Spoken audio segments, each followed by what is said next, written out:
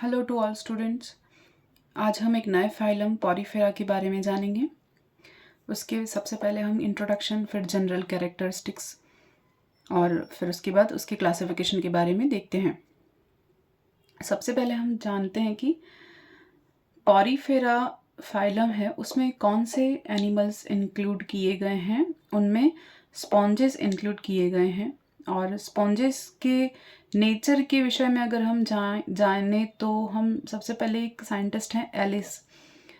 उन्होंने 1765 में Porifera term को आइडेंटिफाई किया और इस टर्म को आइडेंटिफाई करने के पीछे उनका बेस ये था कि उन्होंने एक ऐसे ऑर्गेनिज्म को देखा या ऐसे ऑब्जेक्ट को देखा जिसमें बॉडी में वाटर की करंट फ्लो होती है और ऑस्कुलम की भी मूवमेंट होती है।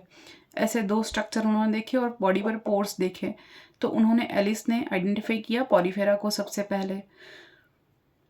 उसके बाद एक साइंटिस्ट आए ग्रांट, 1836 में उन्होंने पॉरीफेरा नेम दिया उस ऑब्जेक्ट को या टर्म को, ऑर्गेनिज्म को उन्होंने पॉरीफेरा टर्म दिया, जिसमें पॉरीफेरा शब्द जो है वो ग्रीक वर्ड से डिराइव किया गया है। पॉरस जिसका मीनिंग है पोर और फेरे जिसका मीनिंग है टू बियर, और पॉरीफेरा को इसलिए हम पोर बियरिंग एनिमल्स कहते हैं। उनके बाद दो साइंटिस्ट आए, हक्सले और सोलास। 1875 और 1884 इन दोनों ने मिलकर पॉरीफेरा को इनके कैरेक्टर के बेस पर मेटाजोआ से हटाकर एक अलग अलग फाइलम है पैराजोआ, उनके अंदर इनको रख दिया। तो हम पैराजोलॉजी के अंदर किसकी स्टडी करते हैं? पॉरीफेरा फाइलम की स्टडी करते हैं। अब इनके जनरल कैरेक्टर्स हम देखें। जनरल कैरेक्टर्स में सबसे पहले ये मल्टी सेलुलर ऑर्गेनिज्म होते हैं, ये बहुकोशिकीय प्राणी होते हैं और इनके बॉडी ऑर्गेनाइजेशन में देखें तो इनमें सिर्फ सेलुलर लेवल का बॉडी ऑर्गेनाइजेशन होता है, यानी शारीरिक संगठन कोशिकीय स्तर का होता है। सेकेंड पॉइंट अगर हम देखें तो मोस्टली मराइन होते हैं, यानी कि ये जो होते हैं अधिकतर समुद्रवासी हैं, कुछ फ्रेश वाटर हो सकते हैं, लेकिन दोनों के दोनों कैसे होंगे, यानी कि सारे कैसे होंगे, इसका मेन कैरेक्टर है ऑल आर एक्वेटिक। सभी कैसे होते हैं? एक्वेटिक ऑर्गेनिज्म होते हैं। नेक्स्ट हम देखते हैं ये सॉलिटरी होते हैं या कॉलोनियल हो सकते हैं, दोनों तरह के कैरेक्टर शो करते हैं। और ये ऑल आर ससाइल, यानी कि सभी कैसे होते हैं? स्थानबद्ध होते हैं। नेक्स्ट हम देखिए body shape. Body form vast like होता है, सिलेंड्रिकल शेप हो सकता है, ट्यूबुलर हो सकता है, कुशन शेप्ड हो सकता है और मेनी ब्रांच्ड शेप्ड भी हो सकता है। ये बॉडी शेप की बात कर ली हमने। नेक्स्ट हम सिमेट्री देखें तो सिमेट्री होती है रेडियल हो सकती है या नो सिमेट्री या एसिमेट्रिकल भी होते हैं। फिर हम बॉडी वॉल की बात करें तो बॉडी वॉल में आउटर जो लेयर होती है उन्हें पिनोकोडर्म से कंसिडर करेंगे, जिसको डर्मल एपिथेलियम भी कह सकते हैं, और अंदर वाली लेयर को इनर कोइनोडर्म भी कह सकते हैं, जिसको हम गैस्ट्रल एपिथेलियम भी कह सकते हैं। अब इन दो डर्म लेयर और गैस्ट्रल एपिथेलियम के लेयर के बीच में जिलेटिनस सब्सटेंस होता है जो कि नॉन सेलुलर होता है, जिसे हम मेसेनकाइम या मेसेनहाइल कहते हैं। और इनके अंदर कुछ स्केलेटन एलिमेंट्स प्रेजेंट होते हैं और कुछ अमीबॉइड सेल्स प्रेजेंट होती हैं। इन अमीबॉइड सेल्स में बहुत सारी सेल्स होती हैं, डिफरेंट काइंड्स ऑफ सेल्स, हम उसके बारे में भी पढ़ेंगे, जैसे आर्कियोसाइट्स हैं, थीजोसाइट्स हैं, ग्रेनुलोसाइट्स हैं, बहुत सारी सेल्स इसमें प्रेजेंट होती हैं जिनका अलग अलग फंक्शन होता है।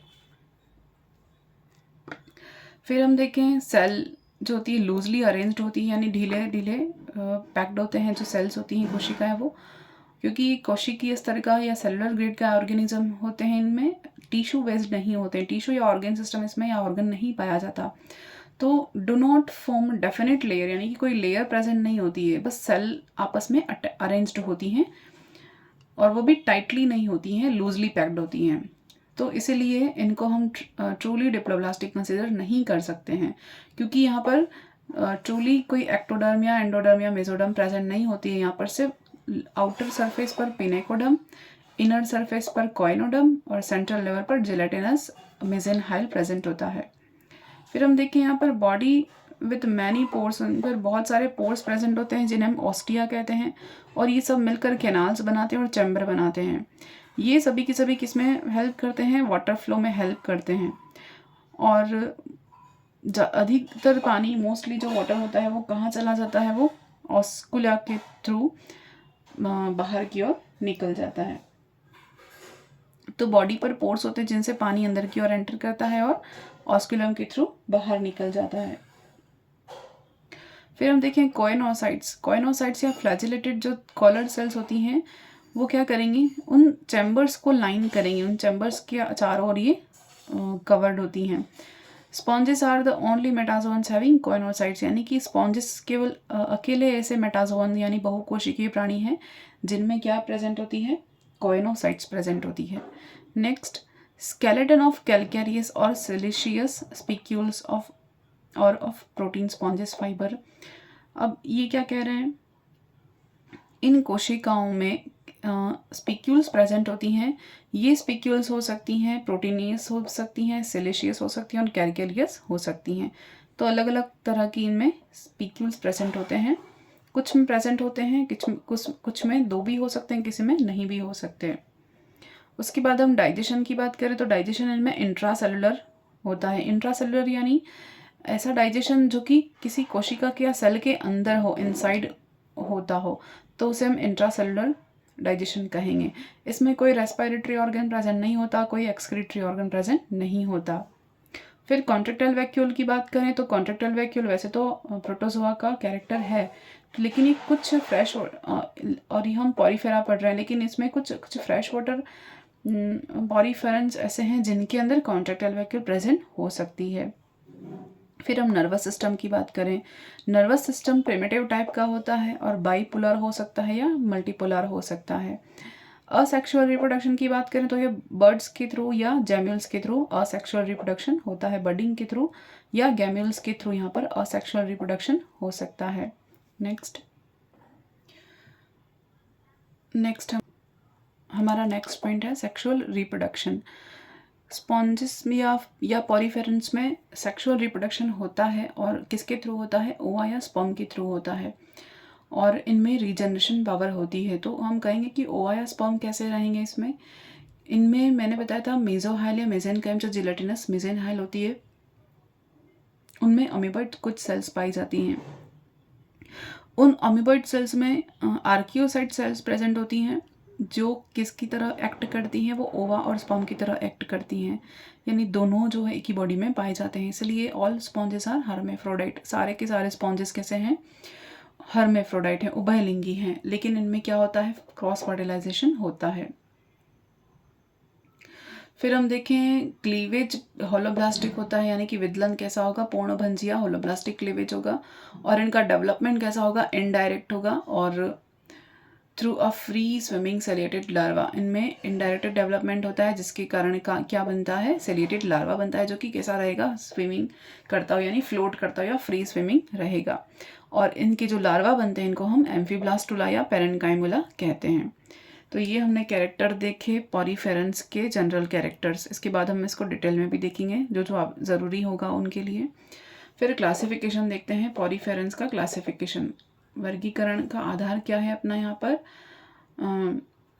उनके ऊपर जो स्पीक्यूल्स प्रेजेंट होती हैं वो उनकी उसके बेस पर क्या किया है, इनको क्लासीफाई किया गया है। यानी कि हमने देखा था कैलकेरियस, सिलिशियस और प्रोटीन। ये जो कैल्शियम की या सिलिका की जो स्पीक्यूल्स प्रेजेंट होती हैं उनके आधार पर इनको क्लासीफाई किया गया है। तो phylum includes 5000 species in 3 classes. कितनी क्लासेस हैं, 3 क्लासेस हैं, depending mainly upon the nature of skeleton they possesses, कि किस तरह का उनमें स्केलेटन सिस्टम प्रेजेंट है, कि कैलकेरियस है या सिलिशियस है, और उसी बेस पर इनको क्लासीफाई किया गया है। सबसे पहली हम क्लास देखें कैलकेरिया। कैलकेरिया यानी कैल्शियम बेस्ड होती हैं, कैलकेरियस भी कहेंगे, लाइमी भी कहेंगे, या कैल्सीस्पॉन्जी भी इनको कहते हैं। इस क्लास का दूसरा नाम कैल्सीस्पॉन्जी भी है। इनके हम कैरेक्टर्स देखते हैं और इसके उदाहरण देखेंगे। कैलकेरिया कैसे होंगे, कैलकेरिया स्केलेटन को बियर करने वाले पॉरीफेरेंस के कैरेक्टर क्या हैं, ये स्मॉल साइज के होंगे और कैलकेरियस स्पॉन्जेस कहे जाएंगे। बिलो 10 सेंटीमीटर इन हाइट, और सॉलिटरी होंगे और कॉलोनियल भी रह सकते हैं, दोनों तरह के हो सकते हैं। 10 सेंटीमीटर से कम हाइट के होंगे, छोटे होंगे। फिर बॉडी शेप सिलेंड्रिकल और वास्ट शेप हो सकती है, यानी इन दोनों प्रकार की बॉडी इनमें देखी जा सकती है। नेक्स्ट हम देखें कि स्केलेटन ऑफ सेपरेट 1 और 3 और 4 रीड कैलकेरिया स्पिक्यूल्स, तो इनमें किस तरह की स्पिक्यूल्स देखे जा सकते हैं। 1 रेड, 3 रेड और 4 रेड भी तीनों प्रकार के यहाँ पर स्पिक्यूल्स देखे जा सकते हैं, जो किसके बने होंगे, कैलकेरिया के या कैल्शियम के बने होते हैं। फिर बॉडी ऑर्गेनाइजेशन देखें तो एस्केनॉइड जो टाइप है, साइकोनॉइड टाइप है, ल्यूकोनॉइड टाइप है, ये तीनों प्रकार का बॉडी ऑर्गेनाइजेशन पाया जाएगा। ये तीनों क्या है हम डिटेल में इनको पढ़ेंगे, एस्केनॉइड टाइप, साइकोनॉइड टाइप और ल्यूकोनॉइड टाइप। हम कैनाल सिस्टम में इन तीनों को अच्छे से पढ़ेंगे। फिर एक्सक्लूसिवली मराइन, ये कैसे होते हैं एक्सक्लूसिवली मराइन, यानी कि सारे के सारे समुद्र या नितांत समुद्रवासी हम इसको कंसिडर कर सकते हैं, यानी इनमें से कोई भी फ्रेश वाटर में नहीं मिलेगा। कैलकेरिया के क्लास में कोई भी आपको एग्जाम्पल कैसा नहीं मिलेगा, फ्रेश वाटर का एग्जाम्पल नहीं मिलेगा। फिर एग्जाम्पल देखें, ल्यूकोसोलेनिया है, क्लेथरीना है, साइफा है और ग्रेनशिया है, ये एग्जाम्पल हैं कुछ कैलकेरिया के। अब क्लास 2 हम देखते हैं हेक्साक्टिनेलिडा। हेक्साक्टिनेलिडा क्या है, हेक्स यानी 6 और एक्टिन यानी रे, और इसको हम हाइलोस्पॉन्जिया भी कह सकते हैं। हाइलोस यानी होता है ग्लास, तो ये कैसे होते हैं, इन सबका शेप कैसा होता है, ग्लास शेप होता है, कांच के ग्लास के जैसा इनका आकार होता है। अब इसकी कैरेक्टर हम देखते हैं, मॉडरेट साइज्ड ग्लास स्पॉन्जेस, यानी कि मध्यम आकार का शरीर होता है, बहुत ज़्यादा बड़ा ना बहुत ज़्यादा छोटा। सम रीच 1 मीटर, कुछ कुछ होते हैं 1 मीटर तक के लंबे भी हो सकते हैं। फिर बॉडी शेप कप जैसा होगा या ऑन या वास शेप तरह का, यानी कॉन शेप और वास शेप का भी हो सकता है। फिर skeleton of 6 rayed triaxon siliceous spicules, तो 3-3 के अरेंजमेंट में जो व्यवस्थित होती हैं, इनकी 6 रेज्ड होती हैं, इसीलिए इसका नाम कैसा है, हेक्साक्टिनेलिडा है।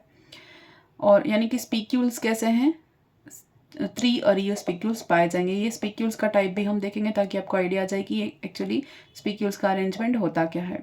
फिर नो डर्मल एपिथेलियम और एक्सोपेनेकोडर्म, यानी कि इनमें कोई डर्मल एपिथेलियम या एक्सोपेनेकोडर्म प्रेजेंट नहीं होती है। फिर coenocytes restricted two finger shaped chamber, coenocytes कहाँ तक होती हैं, फिंगर शेप्ड चेम्बर तक ही रेस्ट्रिक्टेड होती हैं। और ये भी सारे कैसे हैं, एक्सक्लूसिवली मराइन, यानी सभी के सभी समुद्रवासी हैं। मैंने इन डीप सी, यानी कि सारे के सारे डीप ओशन या डीप सी में पाए जाते हैं, बहुत ही गहराई में पाए जाते हैं, और सारे के सारे समुद्रवासी होते हैं। कोई भी इसमें से फ्रेश वाटर में आपको नहीं मिलेगा। नेक्स्ट इनके एग्जाम्पल देखें तो यूप्लेक्टेला है, फेनेराई और हाइलोनीमा इनके एग्जाम्पल हैं। नेक्स्ट हम देखते हैं अगली क्लास, क्लास 3 है डेमोस्पोंजिया। डेमो का मतलब फ्रेम और स्पॉन्जेस, यानी कि इनमें कैसे कैरेक्टर रहेंगे, स्मॉल टू लार्ज साइज, यानी कि बड़े से छोटे भी हो सकते हैं, ये सॉलिटरी भी हो सकते हैं और कॉलोनियल भी हो सकते हैं। बॉडी शेप इनका वास लाइक रहेगा और कप शेप भी हो सकता है, कुशन लाइक भी हो सकता है। स्केलेटन ऑफ सिलिशियस स्पिक्यूल्स और स्पॉन्जिन फाइबर और बोथ और एब्सेंट, यानी कि इनमें सिलिशियस स्पिक्यूल्स हो भी सकता है और क्या प्रेजेंट हो सकता है, स्पॉन्जिन फाइबर हो सकता है, या दोनों भी उपस्थित हो सकते हैं या कोई भी उपस्थित न हो, ये भी पॉसिबल है, इसीलिए इनको डेमोस्पोंजिया कहा है। तो ये ज़रूरी नहीं है कि यहाँ पर सिलिशियस स्पिक्यूल्स हो या कैलकेरियस स्पिक्यूल्स हो या स्पॉन्जिन फाइबर होते हैं वैसे इनमें प्रेजेंट, तो इनमें से या तो दोनों प्रेजेंट हो सकते हैं या कुछ भी प्रेजेंट नहीं हो सकता। नेक्स्ट है स्पिक्यूल मोनो एक्सोन टाइप के हो सकते हैं, टेट्रा एक्सोन टाइप के हो सकते हैं, और यहाँ पर कोई ट्राई एक्सोन टाइप के भी हो सकते हैं और नहीं भी हो सकते हैं। फिर बॉडी ऑर्गेनाइजेशन कैसा रहेगा, ल्यूकोनॉइड हो सकता है या ल्यूकोनॉइड ही कहेंगे इनको। Choanocyte restricted to small rounded chamber, छोटे छोटे कक्ष के चारों ओर ही कोइनोसाइट्स रेस्ट्रिक्टेड होती है। फिर all are marine except fresh water family spongillidae, यानी कि सारे के सारे ये भी कैसे होंगे, समुद्रवासी होंगे, लेकिन एक फैमिली है स्पॉन्जिलिडी, इस फैमिली को छोड़कर सारे के सारे कैसे रहेंगे, समुद्रवासी रहेंगे। ये कैसी है, फ्रेश वाटर है। फिर इसकी उदाहरण देख लेते हैं, ओसेरेला, फिर हेलिसेरा, फिर प्लैंकिंग है, कॉन्ड्रेला है, थीना है, और जियोडिया है, क्लायोना है जिसको बोरिंग स्पॉन्ज भी कहते हैं, हेलिकॉन्ड्रिया जिसको comb of bread crumb of bread भी कहते हैं, फिर माइक्रोसायोना है, चैलीना है जिसको मरमेड्स स्पॉन्ज भी कहते हैं या ग्लोव्स भी कहते हैं, फिर हेलिक्लोना है, फिंगर स्पॉन्ज कहते हैं, स्पॉन्जिला और यूप्लेक्टेला ये फ्रेश वाटर स्पॉन्जेस हैं जिनको स्पॉन्जिया भी कहते हैं, बाथ स्पॉन्ज जो है वो, और फाइलोस्पॉन्जिया जिसको हम लीफ स्पॉन्ज भी कहते हैं, और हिप्पोस्पॉन्जिया जिसको हम हॉर्स स्पॉन्ज भी कहते हैं। तो यहाँ पर कुछ इंपॉर्टेंट चीज़ें क्या हैं, इनके कैरेक्टर्स याद करने हैं, क्लास याद करनी है क्योंकि एग्ज़ाम में कंप्लीट लिखने के लिए आता है तो वहाँ पर आपके लिए हेल्पफुल है। और अगर कॉम्पिटिटिव एग्ज़ाम के लिए देखें तो यहाँ पर क्या इंपॉर्टेंट रहेगा कि एग्जाम्पल पूछते हैं और उनके कॉमन नेम पूछते हैं, या एग्जाम्पल के साथ ये किस फाइलम से बिलोंग करता है ये पूछ सकते हैं, और कॉमन नेम के साथ इनको क्लास का या ऑर्डर का नाम पूछ सकते हैं, फैमिली का नाम फाइलम का नाम भी पूछ सकते हैं। तो ये दोनों के लिए इम्पॉर्टेंट है। जो बीएससी के बच्चे हैं और जिनको सब्जेक्टिव आंसर लिखना है उनके लिए तो बहुत इम्पॉर्टेंट है ही, और जो कॉम्पिटिटिव एग्ज़ाम की तैयारी कर रहे हैं उनके लिए भी बहुत इम्पॉर्टेंट है। तो इसको भी और डिटेल में देख लेंगे हम। इसके बाद हम देखेंगे canal system and sponges. Canal system क्या है, व्हाट इज़ कैनाल सिस्टम? ये पॉरीफेरेंस का बहुत ही इम्पॉर्टेंट कैरेक्टर है और यूनिक कैरेक्टर है और किसी में नहीं मिलता है। The presence of innumerable small pores of the surface of the body is the best identifying character or feature of the all sponges। यानी हम क्या कह रहे हैं कि शरीर की सतह पर छोटे छोटे असंख्य छिद्रों का पाया जाना स्पॉन्जेस की पहचान का सबसे बढ़िया उदाहरण है। तो इन पोर्स के द्वारा ही वाटर करंट है वो बॉडी के अंदर एंटर करती है और वाटर करंट बॉडी के बाहर से निकल जाती है। बॉडी के अंदर वाटर करंट एंटर करने के बाद छोटे छोटे चैम्बर से होकर एक सिस्टम से होकर बहती है, और स्पॉन्जेस के शरीर में होने वाले इन जितने भी छोटे बड़े चैम्बर्स हैं या स्पेस हैं उन सभी को हम कंबाइंडली क्या कहते हैं, कैनाल सिस्टम कहते हैं। कलेक्टिवली हम क्या कहेंगे, इनको कैनाल सिस्टम कहेंगे। अब ये तो हमने देख लिया कि कैनाल सिस्टम क्या है। अब ये देखते हैं कि फंक्शन क्या है, कैनाल सिस्टम करता क्या है। देखते हैं, in the physiology of sponges the most biological work is done by the water current on which their life depends. यानी स्पॉन्जों की कार्यकी में सबसे महत्वपूर्ण इंपॉर्टेंट जो जैविक कार्य या फिजियोलॉजिकल वर्क है वो जल धारा करती है जिसके ऊपर उनका पूरा जीवन निर्भर करता है। All exchanges between the body of the sponge and the external medium take place through these current। यानी कि वातावरण के और उनके शरीर के भीतर होने वाले जितने भी एक्सचेंज हैं, या जैसे कि गैसीज विनिमय है, फिर फूड का विनिमय है, वो सभी के सभी किसके द्वारा कंप्लीट होता है, इस वाटर करंट के द्वारा ही कंडक्ट किया जाता है। इसीलिए ये बहुत इम्पॉर्टेंट है। और इसके बाद हम टाइप्स देखते हैं, कैनाल सिस्टम के टाइप देखते हैं। यानी कि हमने क्या देखा कि पोर्स जो भी हैं वो सारे के सारे मिलकर अंदर की ओर चैम्बर बनाते हैं, और चैम्बर के थ्रू एक सिस्टम बनता है जहाँ से पानी होकर गुजरता है, उसे हम क्या कहते हैं, कैनाल सिस्टम कहते हैं। और ये कैनाल सिस्टम इम्पॉर्टेंट क्यों है, क्योंकि बॉडी के बाहर का एनवायरनमेंट यानी कि जो एक्वेटिक एनवायरनमेंट है वो, और बॉडी के अंदर का एनवायरनमेंट, इन दोनों का जो कम्युनिकेशन है, यानी कि बाहर से गैसेस अंदर की ओर जाना और गैसेस का बाहर की ओर जाना, वैसे तो यहीं से जाती है, एंटर सिर्फ यहीं से करती है। ऑस्टिया के थ्रू वाटर करंट एंटर करेगी और ऑस्क्यूलम के थ्रू वाटर करंट बाहर की ओर निकल जाती है। तो ये जो सिस्टम है इसी के कारण की पूरी लाइफ डिपेंड करती है, लाइफ चलती है, इसीलिए बहुत इंपॉर्टेंट है कैनाल सिस्टम। अब हम इनके टाइप्स देखते हैं। The arrangement and complexity of internal channels vary considerable in different sponges. The canal system has been divided into 3 types. First is Ascon type, second Sycon type और third is Leucon type। तो one by one एक एक करके हम इनके types के बारे में देखते हैं। तो ये एस्कॉन टाइप का कैनाल सिस्टम हमने देखा, सिंपल है, इस तरह की बॉडी होती है, इसमें एक बहुत बड़ा पोर है जिसको हम ऑस्क्यूलम कहते हैं, और यहाँ पर बाहर की ओर जो छिद्र हैं ये सब ऑस्टिया कहे जाते हैं, ये डर्मल ऑस्टिया कहे जाते हैं। और ये बीच का जो खाली स्पेस होता है, ये खाली स्पेस क्या कहा जाता है, स्पॉन्जोसिल या स्पंज गुहा कहा जाता है। हमने देखा था इनकी जो बाहर की लेयर होती है वो किसकी बनी होती है, कॉइनोडर्म कही जाती है, और अंदर वाली लेयर है ये क्या कही जाती है, ये अंदर वाली लेयर बाहर की ओर जो है वो पिनेकोडर्म कही जाती है और अंदर वाली कोएनोडर्म कही जाती है। बाहर वाली पेनेकोडर्म, अंदर वाली कोएनोडर्म कही जाती है। और इनके बीच में क्या होता है, मेसेनहाइल प्रेजेंट होता है। इनके बीच में क्या प्रेजेंट होता है, मेसेनहाइल प्रेजेंट होता है। तो अब हम एस्कॉन के बारे में देखते हैं। एस्कॉन टाइप ये कैसा होता है, simplest type of canal system which are found in asconoid sponges. किस में देखे जाते हैं, एस्कोनॉइड स्पॉन्जेस में देखे जाते हैं। सबसे सिंपल फॉर्म है स्पॉन्जेस का। इसकी एग्जांपल देखें तो ल्यूकोसोलेनिया और ओलिन्थस स्टेज होती है किसकी, साइकोनॉइड स्पॉन्ज की। लार्वल स्टेज जो कि ओलिन्थस स्टेज होती है उनमें देखी जाती है। Its body surfaces pierced by a large number of minute openings called incurrent pore और ओस्टिया। इनकी जो बॉडी सरफेस है वो बहुत सारे छिद्रों से होती है, ओपनिंग होती है बहुत सारे छिद्रों से, जिनको जो कि इनकरंट कैनाल बनाते हैं या उनको ओस्टिया कहते हैं। यानी छिद्र तो ओस्टिया कहे जाते हैं, छिद्रों से जो अंदर रास्ता है पानी के अंदर जाने का वो क्या कहा जाता है, इनकरंट कैनाल कहा जाता है। फिर these pores are intracellular space within tube like cells the porocyte. ये जो सारे पोर्स इन करंट कैनाल जो है वो एक नली बनाते हैं, वो नली अंदर जाके क्या कही जाती है, उस ट्यूब को हम कहते हैं पोरोसाइट कहते हैं।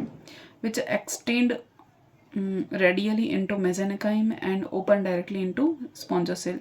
ये क्या कहेगी, आगे जाके बढ़ेगी तो रेडियल कैनाल में अंदर एंटर करेगी, मेसेनकाइम के अंदर प्रेजेंट होती है जो, और अंदर जाकर ये डायरेक्टली किसके अंदर ओपन हो जाती है, स्पॉन्जोसिल के अंदर या स्पंज गुहा के अंदर एंटर हो जाती है, यानी उनसे मिल जाती है, वहीं पे खुलती है। तो जो पानी है वो कहाँ जाएगा, इन करंट कैनाल से पोरोसाइट से फिर डायरेक्टली कहाँ चला जाएगा, रेडियल कैनाल से होता हुआ स्पॉन्जोसिल में चला जाएगा, और स्पॉन्जोसिल से वो ऑस्कुलम के थ्रू बाहर की ओर निकल जाएगा। फिर the स्पॉन्जोसिल is single large spacious central cavity in the sponge body. यानी कि स्पॉन्जोसिल क्या है, एक अकेली बड़ी एक सेंट्रल कैविटी है, बीच की कैविटी है, गुहा है स्पॉन्ज की बॉडी में। It is lined by the flagellated collared cells और कोइनोसाइट्स। यानी कि किससे आस्तरित होती है, किससे लेयर्ड होती है, कोइनोसाइट्स से या कॉलर्ड सेल से आस्तरित या लेयर्ड होती है। Spongocoel opens to outside through a narrow circular opening. Spongocoel कहाँ से खुलती है, एक नैरो सर्कुलर ओपनिंग से खुलता है जिसको हम ऑस्क्यूलम कहते हैं। Located at the distal free and, यानी कि ऊपरी सिरे पर ये जो है यहाँ पर ऑस्क्यूलम पाया जाएगा हेड वाले सरफेस पर।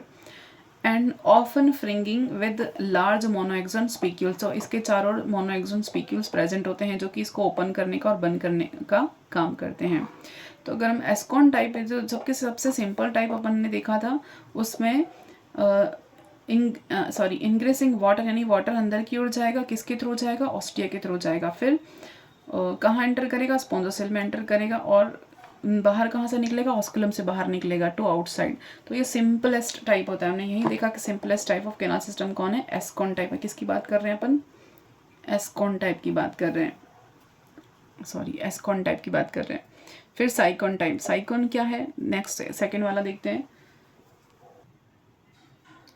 Cyclone type of canal system is a more complex system of pores and canal and is characteristics of cycloid sponges like Saifa।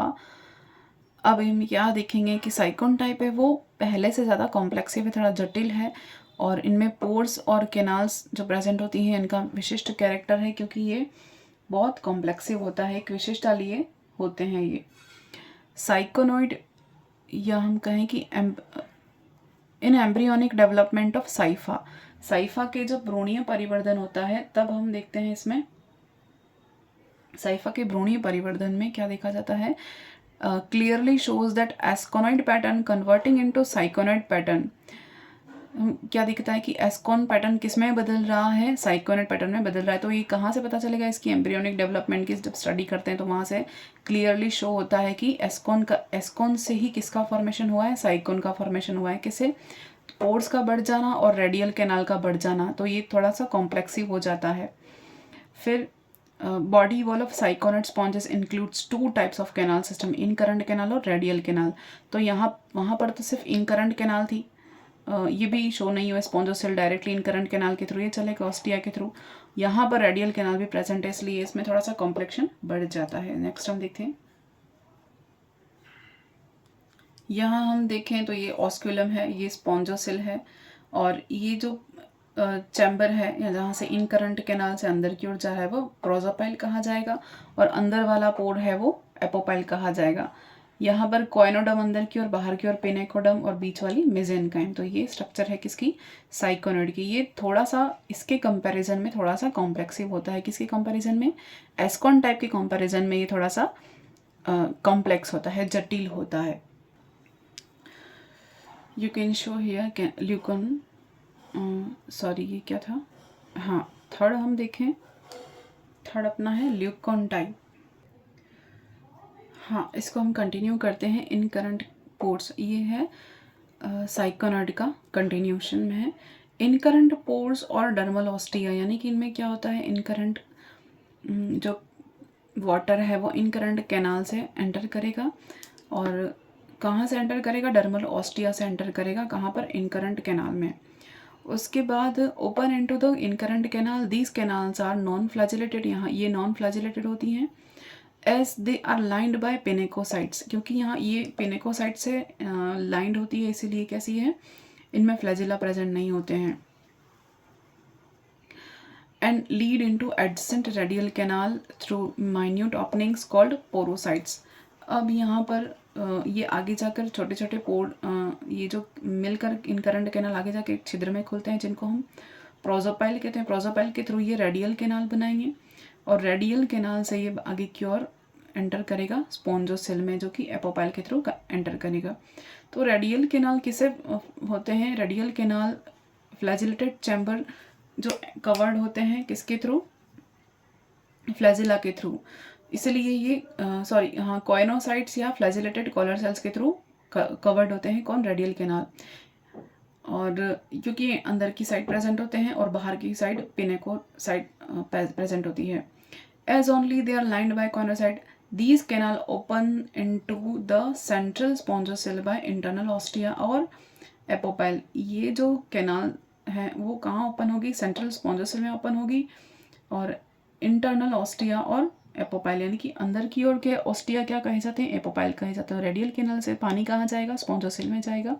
किसके थ्रू जाएगा? एपोपाइल के थ्रू जाएगा, और फिर ये ऑस्कुलम के थ्रू बाहर की ओर निकल जाएगा। तो हो क्या रहा है, इन करंट जो यानी कि पानी अंदर की ओर जो एंटर कर रहा है, इंग्रेसिव वाटर है, वो डर्मल ऑस्टिया यानी कि बाहर की ओर जो ऑस्टिया है उसको डर्मल ऑस्टिया कहते हैं, और अंदर की ओर जो ऑस्टिया उन्हें एपोपाइल कहते हैं। तो इन ऑस्टिया से पानी अंदर की ओर गया, इन करंट कैनाल से होते हुए प्रोजोपाइल पे गया, प्रोजोपाइल से होते हुए रेडियल कैनाल में गया, रेडियल कैनाल से ये एपोपाइल के होते हुए स्पॉन्जोसेल में एंटर करेगा, और ऑस्कुलम के होते हुए बाहर की ओर यानी कि बाहर वाले पानी में या एनवायरनमेंट में ये रिलीज हो जाएगा। तो ये क्या प्रोसेस है? ये पूरी साइकोनॉइड की प्रोसेस है, वाटर करंट की process. Spongiocyl is a narrow, non-flagellated cavity lined by pinacocytes. It opens to exteriorly through in excurrent pore. The osculum similarly to that of ascon type. यानी कि इनमें भी ascon जो होता है वो क्या है? ascon टाइप के समान ही इनमें osculum प्रेजेंट होता है, और बाहर की ओर की ओपनिंग है, और ये जो होती है वो ये नॉन फ्लैजिलेटेड होती है, और ये पेनेकोसाइट से लाइंड होती है, कवर्ड होती है। नेक्स्ट हम देखते हैं ल्यूकॉन टाइप का canal system. As a result of further folding of body walls, the Saicon type gives rise to a still more complex system, which is Leucon type canal system. These is characteristics of leuconoids, sponges such as Spongilla. क्या कह रहे हैं कि इनमें complexion पहले की अपेक्षा बढ़ गया, एस्कॉन से साइकोन टाइप थोड़ा कॉम्प्लेक्सिव हो गया, जटिल हो गया क्योंकि रेडियल कैनाल यहाँ पर बन जाती हैं। और जो नेक्स्ट वाला है ल्यूकोन टाइप, ये और ज़्यादा इसमें फोल्डिंग हो जाएंगी, बॉडी वॉल और ज़्यादा फोल्ड हो जाएगी, जिसके कारण ये और इसका स्ट्रक्चर और ज़्यादा क्या हो जाएगा, कॉम्प्लेक्सिव हो जाएगा। और वो कैसा है, ल्यूकोन टाइप कहा जाता है, जिससे कि स्पॉन्जिला में हम देखते हैं, इसको ल्यूकोनॉइड स्पॉन्जेस हम कहते हैं। Here radial symmetry is lost and canal system has become very irregular, यानी कि रेडियल सिमेट्री यहाँ पर नहीं रहती है, यानी कि इनमें रेडियल सिमेट्री नहीं पाई जाएगी क्योंकि इनका जो कैनाल सिस्टम है बहुत ही ज़्यादा इरेगुलर हो जाएगा। अंदर से जो फोल्ड्स हैं वो बहुत ज़्यादा बढ़ जाएंगे और फ्लैजिलेटेड चैम्बर्स भी बन जाते हैं, और इनके अंदर रेडियल कैनाल का फॉर्मेशन बहुत ज़्यादा कर्व्ड हो जाता है। फ्लैजिलेटेड चैम्बर आर स्मॉल और spherical and lined by coenocytes, यानी कि फ्लैजिलेटेड चैम्बर कैसे होते हैं, छोटे छोटे हो जाते हैं और स्फेरिकल हो जाते हैं और कोइनोसाइट से आस्तरित होते हैं। All other space are lined by pinacocytes, बाकी का बाहर का जितना भी स्पेस है वो किससे आस्तरित रहता है, पिनेकोसाइट से लेयर्ड रहता है। Incurrent canal opens into flagellated chamber prosopyle which communicate excurrent through apopyle, यानी कि इन करंट कैनाल किस में ओपन होगी, प्रोसोपाइल में, और प्रोसोपाइल किससे कनेक्टेड रहेगा, एक्स करंट कैनाल से कनेक्टेड रहेगा, जो कि किसके थ्रू रहेगा, एपोपाइल के थ्रू रहेगा। आगे हम इसको फ्लो उसमें डायग्राम में देखते हैं।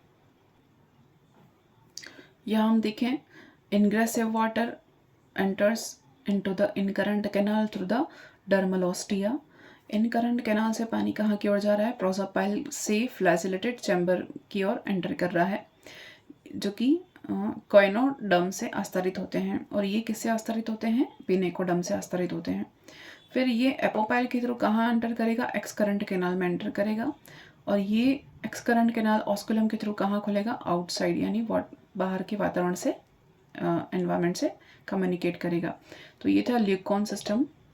यहाँ पर इनग्रेसिव करंट है, इनग्रेसिव वाटर है, जो कि इनकरंट कैनाल से फ्लैजिलेटेड चैम्बर में जाएगा, जहाँ से एक्स करंट कैनाल के थ्रू आउटसाइड की ओर बढ़ेगा, यानी ऑस्कुलम से बाहर की ओर जाएगा। तो जो ल्यूकोन कैनाल सिस्टम है appears to be the modification of sycon type, यानी कि साइकोन टाइप का ही रूपांतरण है। In many calcareous sponges leucon type is developed directly without passing through ascon और sycon types in their embryogeny. यानी क्या कह रहे हैं कि ये जो साइकोन टाइप का ही मॉडिफिकेशन कौन, ल्यूकोन टाइप। तो इसके अगर डेवलपमेंट स्टेज में हम देखें तो ये क्या करेगा, डायरेक्टली किस में, अगर एस्कोन और साइकोन में कन्वर्ट हुए बिना ही डायरेक्टली साइकोन किस में कन्वर्ट हो जाएगा, ल्यूकोन टाइप में कन्वर्ट हो जाएगा। In demospongiae leuconoid condition is derived from a larval stage called rhagon type. Spongocyll of Regan is surrounded by flagellated chamber opening into all it through very wide apopyle। ये क्या कह रहे हैं कि ल्यूकोन type जो है उनमें कैनाल सिस्टम साइकोन प्रकार के कैनाल सिस्टम का ही रूपांतरण है। बहुत सारे कैलकेरिया स्पॉन्जेस में क्या होता है, ल्यूकोन टाइप के कैनाल सिस्टम का विकास उन्हीं के एम्ब्रियोनिक स्टेज में साइकोन और एस्कोन के प्रकारों से गुजरे बिना सीधे ही ल्यूकोन में कन्वर्शन हो जाता है। तो डेमोस्पोंजिया जो स्पॉन्जेस हैं उनमें ल्यूकोनॉइड की दशा की एक अवस्था हम कहेंगे जिसको कि लार्वल स्टेज है। डेमोस्पोंजिया के स्पॉन्जेस में ल्यूकोनॉइड में लार्वा अवस्था में अगर हम देखें तो उसमें कौन सा सिस्टम पाया जाता है, रेगन टाइप पाया जाता है।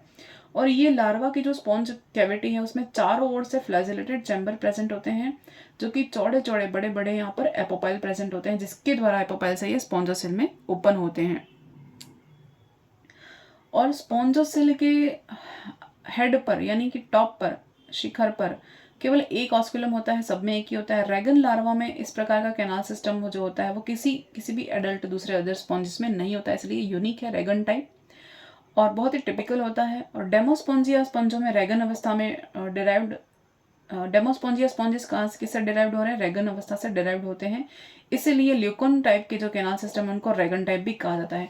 ल्यूकोन टाइप को ही हम क्या कहते हैं, रेगन टाइप का कैनाल सिस्टम कहते हैं। अब हम देखते हैं इसके 3 टाइप्स हैं, अलग अलग 3 टाइप्स कौन कौन से हैं देखते हैं। सबसे पहले है यूरिपाइलस, फर्स्ट है यूरिपाइलस टाइप। ये कैसा है, सिंपलेस्ट है, बहुत ही सरल प्रकार का है और मोस्ट प्रिमिटिव टाइप है, ल्यूकोन टाइप का सबसे प्रिमिटिव टाइप है, आदिम प्रकार है। यहाँ पर क्या प्रेजेंट होते हैं, इस प्रकार के कैनाल सिस्टम में फ्लैजिलेटेड चैम्बर एपोपाइल के थ्रू बाहर की ओर एक्स करंट से कनेक्टेड होते हैं। और इस प्रकार का कैनाल सिस्टम किसमें पाया जाता है, प्लेकाइना में पाया जाता है। एग्जाम्पल हम देख लेते हैं, प्लेकाइना ये सिंपल टाइप का है ल्यूकोन का सबसे पहला। सेकेंड टाइप है एफोडल। एफोडल जो कि जियोडिया के समान कई ल्यूकोन स्पॉन्जिस में हर एक एपोपाइल के द्वारा बड़ा होकर एक सक्रिय कैनाल में बदल जाता है, जिसको हम एफोडस कहते हैं। ये किससे कनेक्टेड होती है, फ्लैजिलेट चैम्बर को एक्स करंट कैनाल से कनेक्टेड करती है। हम इसको जियोडिया में देख सकते हैं। नेक्स्ट हम देखें,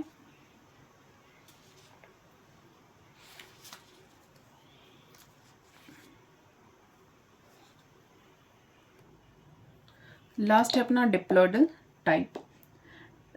डिप्लॉइडल टाइप में ऑस्केरेला और स्पॉन्जिला के समान कुछ स्पॉन्जेस हैं जिनमें एफोडस के अलावा एक और सक्रिय नली पाई जाती है जिसे प्रोसोडस कहते हैं, और यह इन करंट कैनाल और फ्लैजिलेटेड चैम्बर के बीच में होती है, और इस फॉर्म को हम डिप्लॉइडल टाइप का कैनाल सिस्टम कहते हैं। तो ये अपना कैनाल सिस्टम कंप्लीट हो गया है, स्पॉन्जिला और ऑस्केरेला। और ये ल्यूकोन टाइप का कैनाल सिस्टम का यहाँ पर डायग्राम मैंने शो किया है। इसके बाद हम स्पॉन्जेस के स्केलेटन के टाइप के बारे में देखेंगे और उनकी अमीबोसाइट सेल्स के बारे में देखेंगे। Thank you.